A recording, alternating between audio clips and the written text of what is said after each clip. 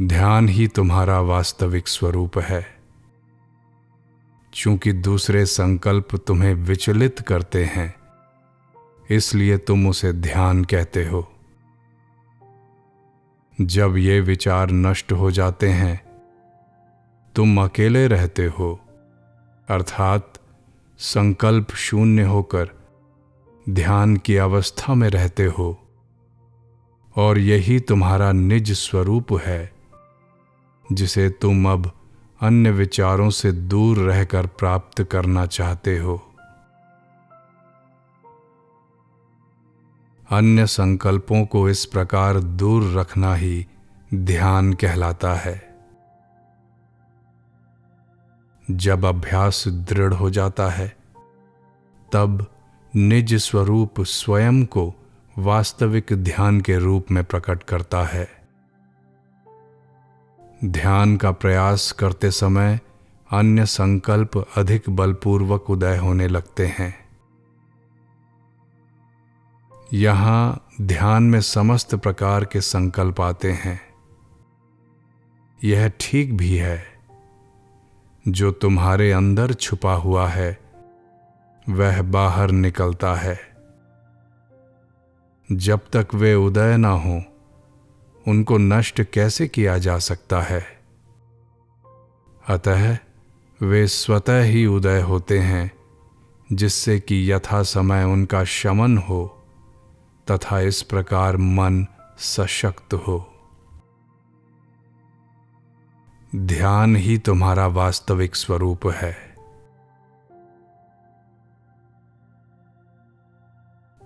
एक भक्त पूछता है, ध्यान मन से होता है, तब वह मन को किस प्रकार मारकर आत्मा को प्रकट कर सकता है? ध्यान का अर्थ है एक संकल्प पर दृढ़ होना। वह एक संकल्प अन्य संकल्पों को दूर रखता है। मन की चंचलता उसकी दुर्बलता की सूचक है। निरंतर ध्यान करने से मन सबल होता है, अर्थात मन के क्षणिक संकल्पों की दुर्बल वृत्ति के स्थान पर उसकी जगह संकल्पों से मुक्त स्थायी पृष्ठभूमि बनती है। यही संकल्प शून्य विस्तार आत्मा है। शुद्ध मन आत्मा है। प्रत्येक व्यक्ति कहता है, मैं देह हूं। ज्ञानी तथा अज्ञानी का यही अनुभव है। अज्ञानी आत्मा को देह तक ही सीमित मानता है, जबकि ज्ञानी मानता है कि देह आत्मा से पृथक नहीं रह सकती। उसकी दृष्टि में आत्मा निस्सीम है तथा देह भी उसी में है। एक सज्जन ने प्रश्न किया कि वास्तव में महर्षि के ध्यान की पद्धति क्या है? उन्होंने कहा, अहम ब्रह्मास्मि। अहम ब्रह्मास्मि विचार मात्र है। यह कौन कहता है? स्वयं ब्रह्म ऐसा नहीं कहता। उसे ऐसा कहने का क्या प्रयोजन? वास्तविक मैं भी ऐसा नहीं कह सकता, चूंकि मैं सदैव ब्रह्म भाव में स्थिर रहता है। ऐसा कहना केवल विचार मात्र है। यह विचार किसका है? सारे संकल्पों की उत्पत्ति असत मैं अर्थात अहम भाव से है। संकल्पों से रहित रहो। जब तक संकल्प है, भय भी होगा। भक्त कहता है, इस पर विचार करते हुए मुझे विस्मृति हो जाती है, मस्तिष्क गर्म हो जाता है और मैं भयभीत हो जाता हूं।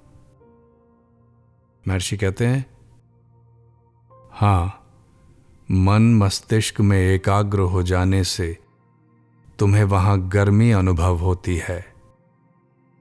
यह अहम भाव के कारण है।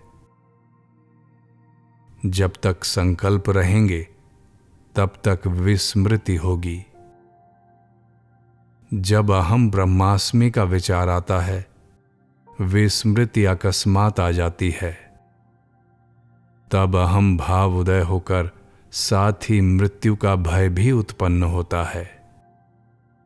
विस्मृति तथा संकल्प अहम भाव के कारण ही हैं। इसे पकड़ोगे तो यह भ्रम की तरह लुप्त हो जाएगा। जो अवशेष रहेगा वह वास्तविक मैं है। यही आत्मा है। अहम ब्रह्मास्मि एकाग्र होने का एक साधन है। यह अन्य संकल्पों को दूर रखता है। केवल एक वही विचार रहता है। देखो कि वह विचार किसका है। तब पता चलेगा कि इसका उद्गम अहम भाव से है। अहम भाव का उद्गम कहां से है? इसकी शोध करो, अहम भाव नष्ट हो जाएगा। परम तत्व आत्मा स्वयं प्रकाशित हो उठेगी। अन्य किसी प्रयास की आवश्यकता नहीं है। जब केवल वास्तविक मैं अवशेष रहेगा, तब वह अहम ब्रह्मास्मि नहीं कहेगा। क्या कोई व्यक्ति ऐसा कहता रहता है कि मैं आदमी हूं? जब तक उसे चुनौती न दी जाए, वह क्यों कहेगा कि मैं आदमी हूं? क्या कभी कोई भूल से स्वयं को पशु मानता है कि वह यह कहे कि नहीं, मैं पशु नहीं हूं, मैं मनुष्य हूं? इसी प्रकार ब्रह्म अथवा मैं मात्र की सत्ता होने से इसे चुनौती देने वाला कोई नहीं। अतः अहम ब्रह्मास्मि के जप की कोई आवश्यकता नहीं। एक भक्त का प्रश्न आया, ध्यान करते समय क्या विचार रखें? ध्यान क्या है? यह विचारों का निष्कासन है। विचार निरंतर आते चले जाते हैं तथा तुम इससे व्यग्र हो उठते हो। एक विचार को पकड़ लो जिससे अन्य विचारों से मुक्ति मिल जाए। अनवरत साधना से ध्यान हेतु मानसिक बल मिल जाता है। ध्यान साधक के प्रगति सोपान के अनुसार बदलता रहता है। यदि साधक ध्यान में समर्थ है तो वह विचारकर्ता पर दृढ़ता से स्थिर हो जाता है और विचारकर्ता सहज भाव से निज स्रोत में अर्थात शुद्ध चेतना में डूब जाता है। विचारकर्ता को ग्रहण करने में समर्थ न होने की अवस्था में साधक को ईश्वर पर ध्यान केंद्रित करना चाहिए। इस साधना से साधन पर्याप्त पवित्र हो विचारकर्ता को ग्रहण करने में समर्थ हो जाएगा तथा परम सत्ता में विलीन हो सकेगा। एक साधक पूछता है, ध्यान तथा विचार खोज में क्या अंतर है? दोनों एक ही हैं। जो विचार करने के अयोग्य हैं उनको ध्यान करना नितांत आवश्यक है। इस साधना में साधक स्वयं को भूलकर मैं ब्रह्म हूं अथवा मैं शिव हूं ध्यान करता है। इस प्रकार वह ब्रह्म अथवा शिव में निरंतर दृढ़ रहता है। अंततः ब्रह्म अथवा शिव ही बाकी रह जाता है, जिसकी वह शुद्ध सत्ता अर्थात आत्मा के रूप में अनुभूति करेगा। विचार मार्ग का साधक स्वयं पर दृढ़ रहकर पूछता है, मैं कौन हूं? और उसको आत्मा स्पष्ट हो जाती है। एक साधक पूछता है, ध्यान के लिए हृदय जैसे स्थान की आवश्यकता क्यों? क्योंकि तुम्हारा लक्ष्य चैतन्य है। यह तुम्हें कहां प्राप्त होगा? क्या यह बाहर प्राप्त हो सकता है? तुम्हें इसकी अंदर खोज करनी है। इसलिए तुम्हें अंतर्मुख किया जाता है। फिर केवल हृदय ही चैतन्य का केंद्र है अथवा स्वयं चैतन्य है। हम किसका ध्यान करें? ध्याता कौन है, पहले यह प्रश्न करो। ध्याता बने रहो, ध्यान की आवश्यकता नहीं रहेगी। एक साधिका पूछती है, कार्यरत रहते हुए श्वास निरोध किस प्रकार संभव है? महर्षि कहते हैं, साधन तथा साध्य के संबंध में भ्रम उत्पन्न हो गया है। चिंतन अथवा विचार करता कौन है? साधक, न कि सिद्ध। विचार से आशय है कि विचारकर्ता स्वयं को विचार से पृथक मानता है। जब तक द्वैत भाव रहेगा तब तक विचार करना वांछित होगा। अर्थात जब तक जीवत्व निश्शेष होता है और आत्मा का शाश्वत सत्ता रूप में साक्षात्कार होता है। वस्तुतः आत्मा शाश्वत एवं अविच्छिन्न चेतना है। विचार का साध्य आत्मा के वास्तविक स्वभाव चेतना का ज्ञान प्राप्त करना है। जब तक विभेद अनुभव होता है तब तक विचार की आवश्यकता है।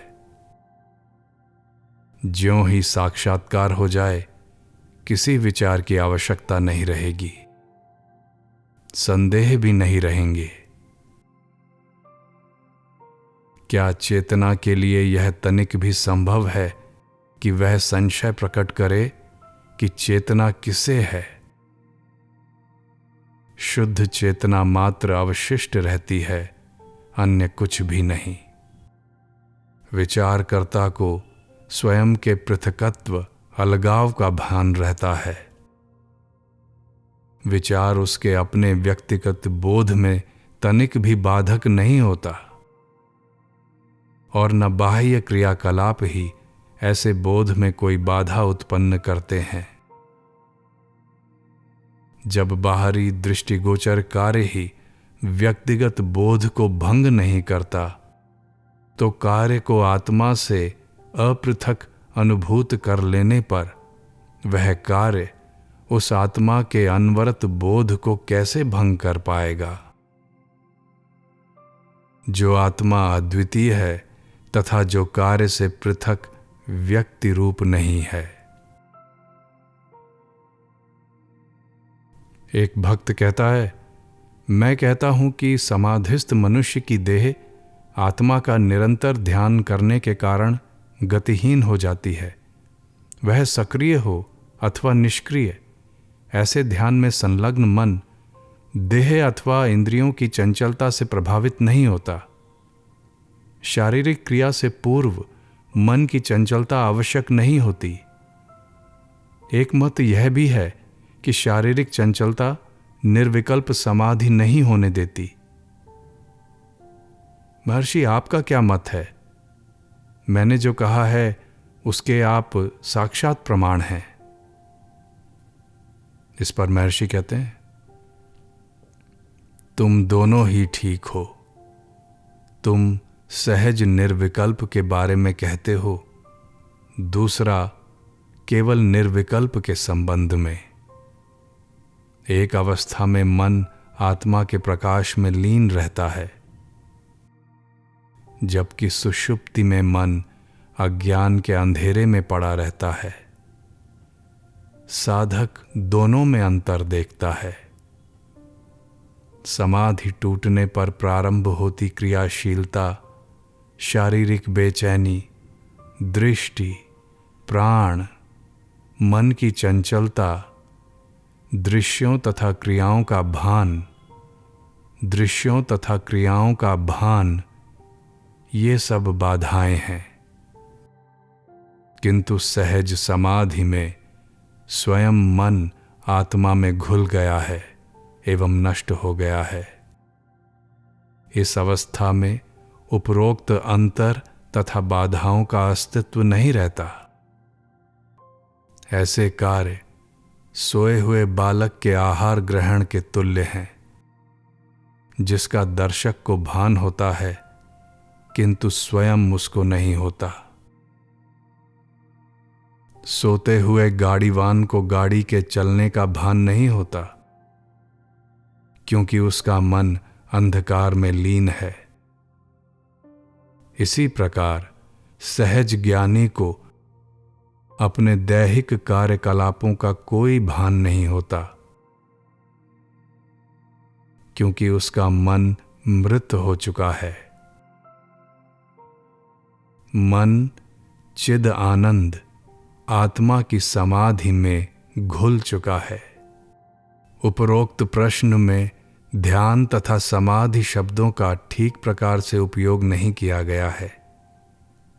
ध्यान में मन को वश में करने के लिए कठिन प्रयास आवश्यक है, जबकि समाधि सहज व बिना प्रयास के है।